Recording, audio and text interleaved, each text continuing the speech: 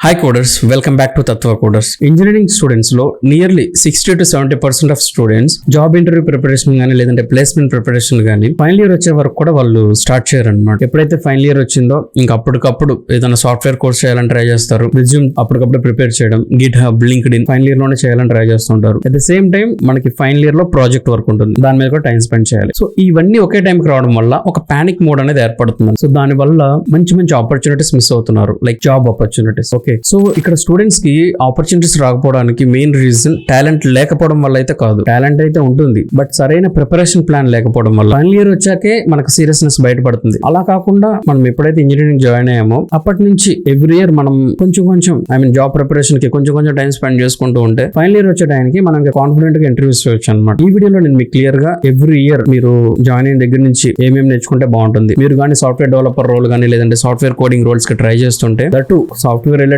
Branch లో ఉన్నా కూడా లేదంటే నాన్ సాఫ్ట్వేర్ రిలేటెడ్ బ్రాంచెస్ లో ఉన్నా కూడా like EC, triple E, mechanical, civil, so ఇలాంటి బ్రాంచ్ లో ఉన్న వాళ్ళు కూడా కొంతమందికి సాఫ్ట్వేర్ అంటే ఇంట్రెస్ట్ ఉండొచ్చు కదా. సో వాళ్ళు ప్రిపరేషన్ ప్లాన్ అనేది ఎలా ప్లాన్ చేసుకుంటే బాగుంటుంది అనేది ఈ వీడియోలో మీకు క్లియర్ గా చెప్తాను. Now let's start with first year.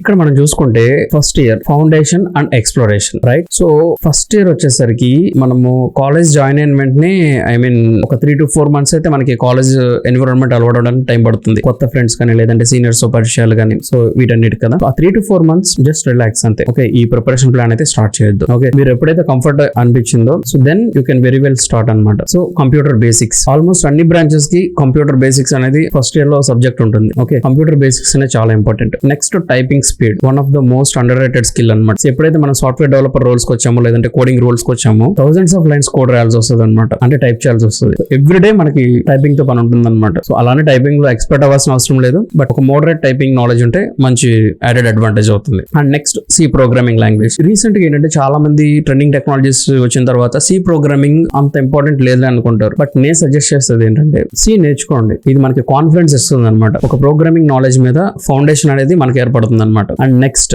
Join at least 1 technical club. మనకి కాలేజెస్ లో ఉన్నప్పుడు కోడింగ్ రిలేటెడ్ కానీ, రోబోటిక్స్ రిలేటెడ్ కానీ, ఏ రిలేటెడ్ కానీ టెక్నికల్ క్లబ్స్ ఉంటాయి అనమాట. అట్లీస్ట్ 1 టెక్నికల్ క్లబ్ లో జాయిన్ అవ్వడానికి అయితే ట్రై చేయండి. ఎందుకంటే మీ పార్టిసిపేషన్ 20% ఉన్నా ఫైన్, బట్ జాయిన్ అవ్వండి. Okay, you will get lot of things అనమాట. మనకు మంచి లెర్నింగ్ అనమాట అది. And next one, very important one, మనం ఈ ప్రపంచంలో ఏ సాఫ్ట్వేర్ ప్రోడక్ట్ అయినా కూడా, ఎంత ఇంపార్టెంట్ ప్రోడక్ట్ అయినా, ఎంత వాల్యుబుల్ ప్రోడక్ట్ అయినా కూడా వెబ్ బ్రౌజర్ లోనే యాక్సెస్ చేసేది. సో ఆ వెబ్ బ్రౌజర్ కి అర్థమయ్యే లాంగ్వేజెస్ ఏంటి? ఈ 3 languages, HTML, CSS and Java script. Okay, మనం ఏ ఫ్రేమ్ వర్క్ యూజ్ చేసినా, రియాక్ట్ గానీ, యాంగులర్ గానీ, ఏ ఫ్రేమ్ వర్క్ యూజ్ చేసినా బ్రౌజర్ కి అర్థం కాదు. అది again HTML, CSS, Java script convert చేసుకొని అర్థం చేసుకుంటుంది అనమాట. So that's where web development foundation, ఇది చాలా important. HTML, CSS and Java script. And obviously AI tools, ఎందుకంటే ఇప్పుడు మనం చూస్తూనే ఉన్నాం కదా AI ట్రెండింగ్. సో అలానే మీరు ముందే ఎక్స్పర్ట్ అవ్వాల్సిన అవసరం లేదు AI లో, బట్ ఆ టూల్స్ అయితే ఎక్స్ప్లోర్ చేయండి. సో అర్థమైంది కదా. ఓవరాల్ గా ఫస్ట్ ఇయర్ లో computer foundation, C programming language and web development foundation,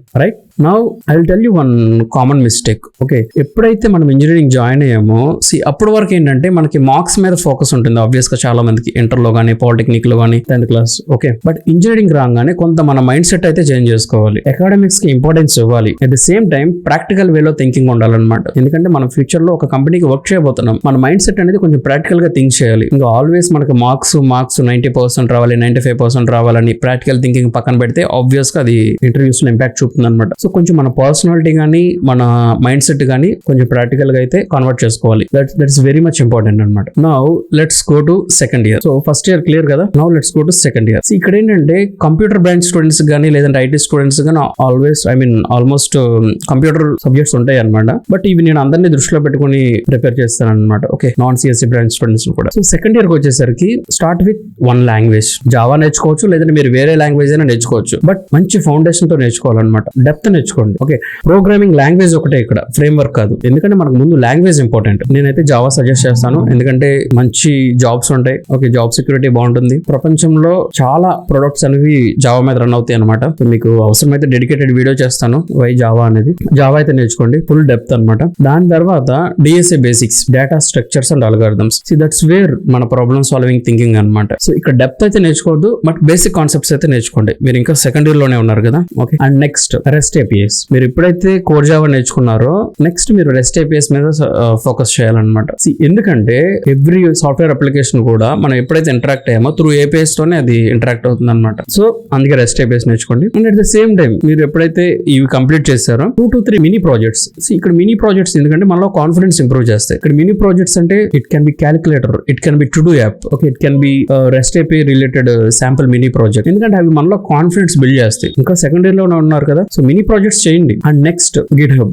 okay, this is very much important. మనం కోడ్ ఎప్పుడైతే ప్రాక్టీస్ చేస్తామో అది గిట్ లో పుష్ చేస్తాం అనమాట. ఓకే, సో గిట్ హబ్ కూడా నేర్చుకోవాలన్నమాట. Okay, and you can create your LinkedIn profile in second year. Okay, ఎందుకంటే మీరు ఆల్రెడీ కొన్ని స్కిల్స్ నేర్చుకునే జర్నీలో ఉన్నారు కాబట్టి సో ఆబ్వియస్లీ లింక్డ్ఇన్ ప్రొఫైల్ అయితే క్రియేట్ చేసండి సెకండ్ ఇయర్ లోనే, రైట్? సో యా, ఇప్పుడు చూసుకుంటే ఓవరాల్ గా సెకండ్ ఇయర్ లో మనం ఒక ప్రోగ్రామింగ్ లాంగ్వేజ్ అయితే డెప్త్ లో నేర్చుకున్నాము. ప్రాబ్లమ్ సాల్వింగ్ మంచి బేసిక్ నాలెడ్జ్ ఉంది. డెప్త్ అయితే వెళ్ళొద్దు, అప్పుడే చెప్తాను, ప్లాన్ ఉంది, డెప్త్ అయితే వెళ్ళొద్దు. Okay, at the same time APIs and mini projects. Okay, that's about second year. And now third year, advanced skills and internships. Third year అనేసరికి కొంచెం ఫైనల్ ఇయర్ దగ్గరకు వచ్చేస్తాం అనమాట. ఎందుకంటే విత్ ఇన్ ఇంకా 1 year లో మనకి ప్లేస్మెంట్స్ వస్తాయి, లేదంటే ఆఫ్ క్యాంపస్ ట్రై చేసుకోవాలన్న టాక్ అనేది వస్తుంటుంది అనమాట. సో మీరు థర్డ్ ఇయర్ వచ్చేసే టైంకి మీరు ఇక్కడ అబ్జర్వ్ చేస్తే వెబ్ డెవలప్మెంట్ బేసిక్స్ అనేవి వచ్చేసినాయి మీకు ఫస్ట్ ఇయర్ లో. HTML, CSS, JavaScript and C programming. Second year కి వచ్చేసరికి ఆల్రెడీ ఒక ప్రోగ్రామింగ్ లాంగ్వేజ్ మీరు మాస్టర్ అయిపోయారు, జావా గానీ లేదంటే వేరే ఏదైనా లాంగ్వేజ్ గానీ, along with API knowledge, rest APIs. So ఇప్పుడు థర్డ్ ఇయర్ కి వచ్చేసరికి వీటిలో కొంచెం డెప్త్ కి వెళ్ళాలన్నమాట. Okay, see let me show you.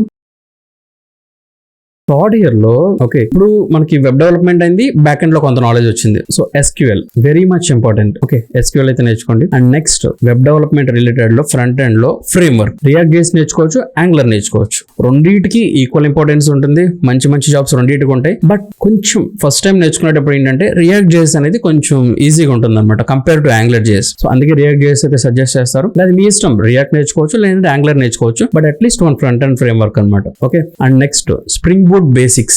మనకు జావా వచ్చిన తర్వాత ఏంటంటే Java related framework spring boot. అలా కాకుండా మీరు వేరే లాంగ్వేజ్ నేర్చుకుంటే ఆ లాంగ్వేజ్ రిలేటెడ్ ఫ్రేమ్వర్క్ నేర్చుకోండి, రైట్? సో ఇదంతా థర్డ్ ఇయర్ లో అనమాట. అండ్ నెక్స్ట్ ప్రాబ్లమ్ సాల్వింగ్ అనమాట. మనం జావా నేర్చుకున్నాం కాబట్టి కొన్ని ప్రాబ్లమ్స్ ఉంటాయి అనమాట. అంటే డెప్త్ అవసరం లేదు, but easy to medium problems అనమాట. అవి మీకు కామన్ గా అడిగే క్వశ్చన్స్ అనమాట ప్రాబ్లమ్స్. సో అట్లీస్ట్ ఒక 40 to 50 ఉంటాయి అనమాట. ఓకే, అవి మీరు ప్రాక్టీస్ చేయాలి ఆబ్వియస్ గా, ఎందుకంటే కోడింగ్ రౌండ్స్ ఉంటాయి. ఓకే, డెప్త్ అడగపోయినా చాలా జాబ్స్ లో ఏంటంటే బట్ అవి టచ్ చేస్తారనమాట. Okay, and next one practice DSA in depth, tier 1 focus. So మీరు కానీ టాప్ టైర్ 1 కంపెనీస్ కి ట్రై చేస్తుంటే, టాప్ ప్రొడక్ట్ బేస్డ్ కంపెనీస్ కి ట్రై చేస్తుంటే దిస్ ఈజ్ మస్ట్ అనమాట. DSA data structures and algorithms depth గా నేర్చుకోవాలి. ఎప్పుడు థర్డ్ ఇయర్ లోనే నేర్చుకోండి. ఫైనల్ ఇయర్ లోకి వచ్చాక అప్పుడు DSA స్టార్ట్ చేస్తాం అనుకుంటే వచ్చే ఆపర్చునిటీస్ అని వెళ్ళిపోతూ ఉంటాయి అనమాట. సో మీరు థర్డ్ ఇయర్ లో మీకు టైం ఉంటేనే ఈ DSA డెప్త్ కి వెళ్ళండి, top tier based top product based companies కి వెళ్ళాలనుకుంటే. Okay, at the same time ఇది చాలా ఇంపార్టెంట్, ఇంటర్న్షిప్స్. ఓకే, మీరు అనుకోవచ్చు థర్డ్ ఇయర్ లో ఉంటాము, ఇంటర్న్షిప్స్ ఎలా చేయొచ్చు అని చెప్పేసి. ఆపర్చునిటీస్ ఉంటాయి. ఓకే, ఐ మీన్ సెమ్ కి మధ్యలో కానీ, లేదంటే హాలిడేస్ లో కానీ, లేదంటే వర్చువల్ ఇంటర్న్షిప్స్ కూడా ఉంటాయి అనమాట, పెయిడ్ కానీ అన్పెయిడ్ కానీ. ఓకే, సో ఇంటర్న్షిప్స్ కూడా మీరు ట్రై చేయొచ్చు అనమాట. సో ఇక్కడ మీరు చూసుకుంటే థర్డ్ ఇయర్ వచ్చేసరికి మనం ఒక ఫుల్ ఫ్లెడ్జ్డ్ కొంచెం ప్రోగ్రామింగ్ లో డెప్త్ అయితే వెళ్ళామన్నమాట. అంటే ఫ్రంట్ ఎండ్ లోకి వచ్చేసి రియాక్ట్ కి వెళ్ళాము, బ్యాక్ ఎండ్ లోకి వచ్చేసి స్ప్రింగ్ బూట్ బేసిక్స్ కి వెళ్ళాము, ప్రాబ్లమ్ సాల్వింగ్ వచ్చేసరికి DSA డెప్త్ కి వెళ్ళాము. మీరు టైర్ 1 కంపెనీస్ కి ట్రై చేస్తుంటే, లేదనుకుంటే జావా మనకి కోడింగ్ ప్రాబ్లమ్స్ అనేవి కవర్ చేసామన్నమాట. సో థర్డ్ ఇయర్ అయిపోయింది. సో ఇక్కడ మనం ఓవరాల్ గా చూసుకుంటే first year, second year, third year చూసుకుంటే ఫస్ట్ ఇయర్ లో చక్కగా మంచి డీసెంట్ ఫౌండేషన్ ఇచ్చాం, C language, web development. Second year వచ్చేసరికి ఒక ప్రోగ్రామింగ్ లాంగ్వేజ్, జావా గానీ వేరే లాంగ్వేజ్ కానీ, దాంతో పాటు rest APIs. Okay, third year వచ్చేసరికి దాని రిలేటెడ్ ఫ్రేమ్ వర్క్స్ అనమాట, front end frame work, back end frame work and database and problem solving. So ఇప్పుడు ఈ 3 years లో మనకున్న అకాడమిక్స్ తో పాటు మనం ఇవి ప్యారల్ గా ప్రాక్టీస్ చేస్తామన్నమాట. టైం ఉంటుంది ఆబ్వియస్ గా. మనకి అకాడమిక్స్ మనకు తెలుసు, ఇంజనీరింగ్ ఎగ్జామ్స్ అనేవి మనము రేపు ఎగ్జామ్ రాగా ఈ రోజు ప్రిపేర్ అవుతాం చాలా మంది. అదర్వైజ్ 1 week ముందు నుంచి సీరియస్ గా ప్రిపేర్ అవుతాం. రోజు అయితే కూర్చొని చదవం కదా. కాలేజ్ అయిపోయిన వెంటనే మనకి ఇంటికి వచ్చే ఖాళీయే కదా, టైం అయితే ఉంటుంది. మనకు చేయాలన్నా ప్రిపేర్ అవ్వాలన్న తపన ఉండాలే కానీ టైం అనేది మనకు ఉంటుంది అనమాట. మీరు అనుకోవచ్చు ఇవన్నీ మీరు చెప్తున్నారు మనకి సబ్జెక్ట్స్ ఉంటాయి కదా అని చెప్పేసి. మనకు చేయాలన్న తపన ఉంటే రోజుకి 1 గంట మీరు కేటాయించవచ్చు అనమాట. ఓకే, 3 years అయిపోయింది కదా. Next final year, important phase of life అనమాట. Important phase of life final year కి వచ్చాక ఏంటంటే ఎవరైతే హైయర్ ఎడ్యుకేషన్ కి వెళ్తున్నారో వాళ్ళు పెద్ద పానిక్ అవ్వరు. I mean they will do, I mean M.Tech BTech కానీ లేదంటే వేరే హైయర్ ఎడ్యుకేషన్ వాళ్ళ ప్లాన్ లో ఉంటారన్నమాట. బట్ ఎవరైతే జాబ్ చేయాలి అని అనుకున్న వాళ్ళకి ఇంపార్టెంట్ పీరియడ్ అనమాట ఇది. ఎవరైతే 1 to 3 years లో ఈ ప్లాన్ ప్రిపేర్ అయ్యారో ఫైనల్ ఇయర్ వచ్చేసరికి కొంత కాన్ఫిడెన్స్ ఉంటుంది, రైట్? సో ఇక్కడ చూద్దాం. ఫస్ట్ ఫైనల్ ఇయర్ వచ్చేసరికి ఏంటంటే ఫుల్ స్టాక్ అనమాట. ఇక్కడ నేను జావా చెప్పాను కాబట్టి మీకు జావా ఫుల్ స్టాక్. ఇక్కడ చూసుకుంటే మీరు రియాక్ట్ కవర్ చేసాం, స్ప్రింగ్ బూట్ కవర్ చేసాం, రెస్ట్ ఏపీఎస్ కవర్ చేసాం, ఎస్క్యూఎల్ కవర్ చేసాం. Revise Java full stock. దీని అర్థం ఏంటంటే ఆల్రెడీ మీరు చదివింది రివైజ్ చేసుకుని కొంచెం ఇంటర్వ్యూ పర్స్పెక్టివ్ లో ఏమేమి కవర్ చేయొచ్చు అనేవి చూసుకోవాలి. And next important aptitude and coding test rounds.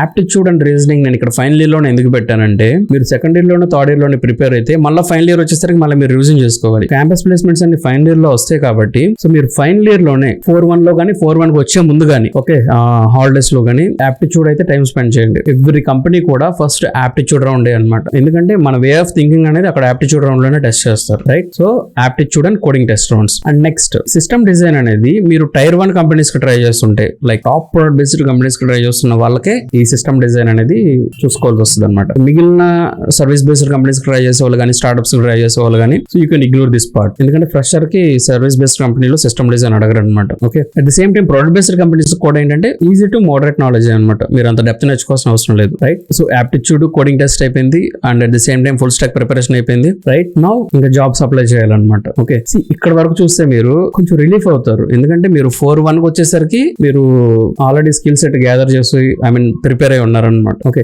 ఇక్కడ మీరు జాబ్ సెర్చ్ మీద టైం స్పెండ్ చేయొచ్చు ఇంకా ఫైనల్ ఇయర్ లో. ఎందుకంటే మనకి జాబ్ అప్లై చేసిన వెంటనే ఆ జాబ్ వస్తుందన్న రూల్ ఉండదు. ఫస్ట్ జాబ్ సెలెక్ట్ అయిన వాళ్ళు వెరీ రేర్ ఉంటారు అనమాట. ఫస్ట్ కొన్ని ఫెయిలియర్స్ వస్తాయి, రైట్? సో ఎవ్రీ ఇంటర్వ్యూ మనం నేర్చుకుంటాం అనమాట. సో ఈ నాలెడ్జ్ అంతా ఉందనుకోండి కొంత కాన్ఫిడెంట్ తో మనం ఇంటర్వ్యూస్ కి అటెండ్ అవుతాం అనమాట. క్యాంపస్ ప్లేస్మెంట్స్ లో రాపోయినా ఆఫ్ క్యాంపస్ ప్లేస్మెంట్స్ లో ట్రై చేయొచ్చు, లేదంటే ఒక స్టార్ట్అప్ కంపెనీలో ట్రై చేయొచ్చు, లేదంటే ఫ్రీలాన్సింగ్ నేర్చుకోవచ్చు. నేర్చుకోవచ్చు అంటున్నానండి, ఫ్రీలాన్సింగ్ చేయొచ్చు. అది కూడా ఒక కైండ్ ఆఫ్ ఎక్స్పీరియన్స్ ఖాళీగా ఉండే బదులు.